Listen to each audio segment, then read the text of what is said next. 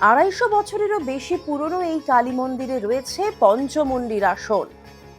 বহুকাল আগে শ্রাবণ রায়চৌধুরী পরিবারের জমিদার নন্দদুলাল রায়চৌধুরীর মেয়ে করুণাময়ীর অকাল মৃত্যু হয়।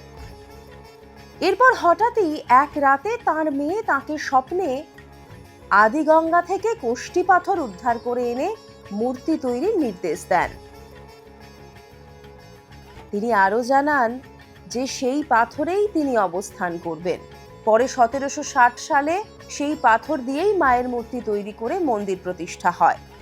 তখন থেকেই মা এখানে বাচ্চা মেয়ে রূপে করুণাময়ী নামে পূজিত হন। নিত্য পুজো ছাড়াও কালী পুজোর দিন ধুমধাম করে কুমারী পুজো হয় এখানে। টলিগঞ্জ হরিদেবপুরের কাছে এই করুণাময়ী কালী মন্দিরের মা খুবই জাগ্রত। Follow for more.